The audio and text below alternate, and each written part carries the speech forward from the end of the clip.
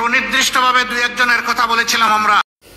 আসসালামু আলাইকুম প্রিয় বন্ধুরা, সবাই কেমন আছেন? আশা করি সবাই ভালো আছেন। প্রিয় বন্ধুরা, জামায়াত ইসলামের আমির কেন স্বেচ্ছায় কারাবরণ করতে চেয়েছেন, কি তার মনে কষ্ট, তাই চলুন আমরা সেই কথাগুলো শুনি জামায়াতের আমিরের নিজের মুখেই, যে কেন সে স্বেচ্ছায় কারাবরণ করতে চেয়েছিল। অতটুকু দিতে অসুবিধা কি? বিচারপতি আব্দুর রহমান চৌধুরী, যিনি ভাষা আন্দোলনের স্মারকের ড্রাফট করেছিলেন, তাকে কোথাও স্বীকৃতি দেওয়া হচ্ছে না কেন? তমদ্দুন মজলিস নামের যে সংগঠন এই আন্দোলনের সূচনা করলো, তারা ইতিহাস থেকে বিলীন কেন? যার যেখানে জায়গা থাকে সেখানে জায়গা করে দিতে হবে। তাহলে এই জাতির মধ্যে বারবার বীর জন্ম নেবে। আর বীরকে যদি অস্বীকার, অগ্রাহ্য এবং অপমান করা হয়, এই জাতির মধ্যে বীর জন্ম নেবে না। সুবিধাবাদী কাঙ্গালের জন্ম হবে এই জাতির মধ্যে, যারা সমস্ত গরিবের ধন লুটে পুটে খেয়ে শেষ করে দেবে। সম্মানিত ভাইয়েরা, ইতিমধ্যেই আপনারা জেনেছেন এবং আমার ভাইয়েরা বলেছেন, গতকালকে আমি গভীর বেদনা থেকে একটা স্ট্যাটাস দিয়েছিলাম। হয়তো অনেকেই খেয়াল করেছেন, অনেকে করেননি। বিগত সরকার এই জাতির প্রায় প্রত্যেকটি নাগরিকের সাথে শুধু তাদের গোষ্ঠী ছাড়া জুলুম করেছে। এই জুলুমের শিকার ছিল বাংলাদেশ জামাতে ইসলামীও। দল হিসাবে সবার আগে জামাতের উপর জুলুম শুরু হয়েছিল, এরপরে আবার পর্যায়ক্রমে সবার উপরে এসেছে, কেউ বাদ যাননি। যাদের উপরেই জুলুম হয়েছে আমরা সকলে মজলুম। সেই মজলুমরা মিলেমিশে একাকার হয়ে যে আন্দোলনের সূচনা হয়েছিল 2011 সালে, সেই আন্দোলন চূড়ান্ত রূপ লাভ করেছে আমাদের সন্তানদের হাতে এসে 2024 সালে। আমরা সবাই মজলুম ছিলাম। এই চ্যাপ্টারের অবসান হওয়ার পরে বাংলাদেশে এখন আবার কারো উপর জুলুম করা হোক, এটাকে এই জাতি মেনে নেবে? আমাদের যে দায়িত্বশীলগুলাকে মিথ্যা অপবাদ দিয়ে, শতভাগ মিথ্যা অপবাদ দিয়ে, বিচারের নামে ক্যাঙ্গারু কোর্ট বসিয়ে, মিসক্যারিয়েজ অফ জাস্টিস করে যাদেরকে জুডিশিয়ালি মার্ডার করা হয়েছে, তাদের জীবনকে কেউ ফিরিয়ে দিতে পারবে?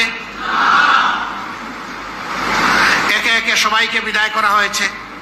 একজন আল্লাহর বান্দা বেঁচে আছেন।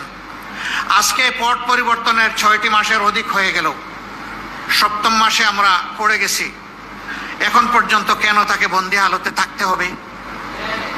বঙ্গভবনে 5 তারিখ সুনির্দিষ্টভাবে দুই একজনের কথা বলেছিলাম আমরা, এবং নির্বিশেষে সমস্ত মজলুমদেরকে মুক্তি দেওয়ার কথা বলেছিলাম।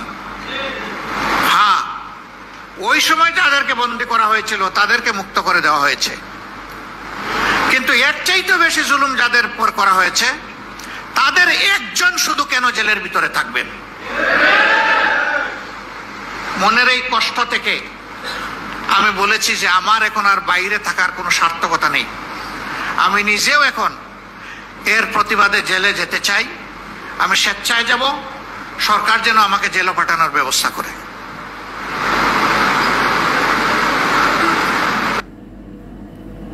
আমরা আপনাকে, লাখো কর্মী আপনাকে সঙ্গ দেব। আমি আমার ভাইদের কাছে কৃতজ্ঞ, কিন্তু আমি বলতে চাই লাখও লাগবে না, আমি একাই যাব ইনশাআল্লাহ। কারণ এই জমিনকে ঠিক করার জন্য আমার সহকর্মীদেরকে বাইরে থাকতে হবে। আমার সহকর্মীরা থাকুক, জঞ্জাল পরিষ্কার করুক, আর আমি মুসলিমের প্রতীক হিসাবে, প্রতিবাদ হিসাবে আমি জেলে চলে যাই। কারণ ফ্যাসিস্ট সরকার তো আমাকে দফায় দফায় জেলে নিয়েছে। আমাকে আগের দিন নিচে পরের দিন ছেড়েছে এমন কোনো ইতিহাস নেই। আজ বন্দী করেছে 2 মাসের, 1 মাসের মাথায় ছেড়ে দিয়েছে এমন কোনো ইতিহাস নেই। আমাকে দীর্ঘ সময় জেলে রেখে পরীক্ষা নিরীক্ষা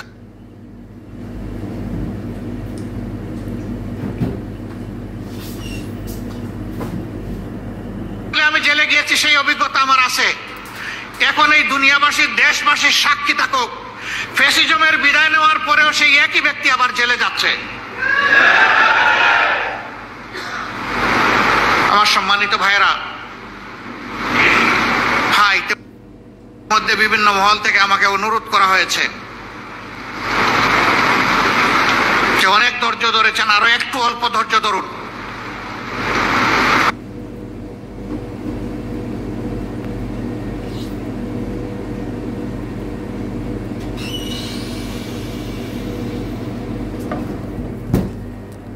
করতে চাই না,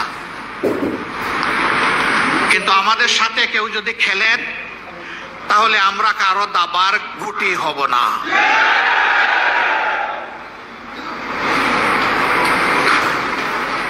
কেউ আমাদের সাথে খেলবেন এটা আমরা পছন্দ করি না, শুধু আমাদের সাথে না, এদেশের একজন নাগরিকের সাথেও যেন কেউ খেলাধুলা না করে। আমরা ফ্যাসিস্ট আমলে একটা কথা বারবার শুনতাম, খেলা হবে, ওই খেলা আর দেখতে চাই না।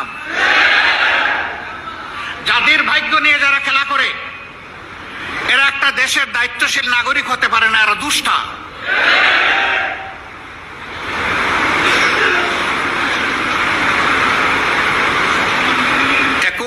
আমাদেরকে যে সবক দিয়ে গিয়েছে, শিক্ষা দিয়ে গিয়েছে, যেখানেই অন্যায় সেখানেই প্রতিরোধ।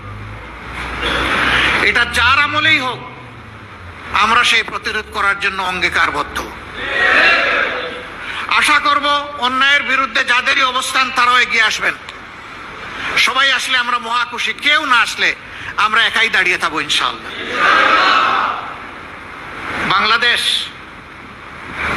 ফ্যাসিবাদীদেরকে তাড়িয়েছে, কিন্তু আমরা ফ্যাসিবাদের জ্বালা থেকে এখনো মুক্ত হতে পারি নাই।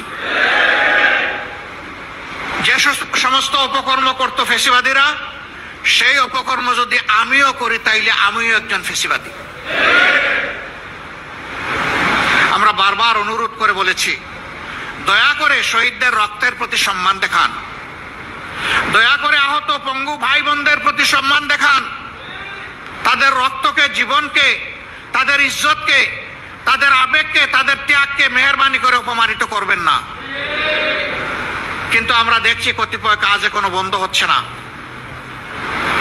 আমরা দেশবাসীকে আহ্বান জানাবো, আমরা বারবার আহ্বান জানিয়ে যাচ্ছি, কিন্তু এই আহ্বান আমরা কিয়ামত পর্যন্ত জানাবো না। কারণ এই জুলুমটা সারা জাতির উপর হচ্ছে। ঘাটে ঘাটে যে চাঁদাবাজি হয়, এর কারণে প্রত্যেকটা দ্রব্যের মূল্য বহুগুণ বেড়ে যায়। এর চাপ এদেশের একজন শ্রমজীবী মানুষের উপর পড়ে, এমনকি রাস্তার আমার একটা ভিক্ষুক ভাই কিংবা বোনের উপরেও পড়ে। তাহলে তো আমরা সকলেই ক্ষতিগ্রস্ত। আমরা কেন এই অন্যায়কে প্রশ্রয় দেব? কেন আমরা নীরবে সহ্য করব? কাজেই এই ব্যাপারে আমাদেরকে সামাজিক প্রতিরোধ গড়ে তুলতে হবে ইনশাআল্লাহ। তার আগে আমি সকল মহলকে, আমি কোনো দল, কোনো গোষ্ঠী, কোনো ব্যক্তিকে এই কথা বলছি না। এই কাজে যারাই আছেন তাদের কোনো দলও দেখতে চাই না, কোনো গোষ্ঠীও দেখতে চাই না। বিনয়ের সাথে বলি যে এই কাজ বন্ধ করুন, জাতিকে স্বস্তির সাথে বাঁচতে দিন, সামনে এগিয়ে যেতে দিন। আবার যেন ফ্যাসিবাদের নতুন ধারা অধ্যায় তৈরি না হয়, তার থেকে ফিরে আসুন। ফিরে না আসলে ভাই আমাদের লড়াই অব্যাহত থাকবে ইনশাআল্লাহ। আমরা এই লড়াই বাদ দেব না। আমরা অবিরাম চলা সৈনিক। আমি দুনিয়া থেকে চলে যেতে পারি, কিন্তু এই কাফেলা, ন্যায়ের এই কাফেলা থাকবে ইনশাআল্লাহ। আমাদের নেতৃবৃন্দকে এইভাবে বোধহয় নির্মম ভাবে হত্যা করা হতো না, আল্লাহ ভালো জানেন। অবশ্য হায়াত যে যতটুকু নিয়ে এসে ততটুকুই, রিজেক্ট যার যতটুকু অ্যালটেড অতটুকু, এটা বাড়বে না, কমবে না। কিন্তু কারো কারো আমরা আক্রোশের শিকার হয়েছিলাম।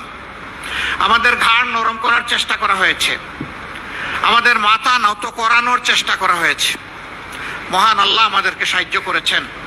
আমাদের নেতৃবৃন্দ হাসতে হাসতে ফাঁসির তক্তার উপরে দাঁড়িয়েছেন, কিন্তু আল্লাহ ছাড়া কারো কাছে মাথা নত করেন নাই।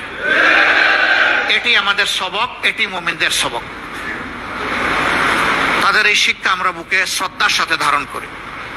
মাথা উঁচু করে তারা জীবন দিয়ে হলেও লড়াই করতে হবে শিক্ষা আমাদেরকে দিয়েছেন। আমরা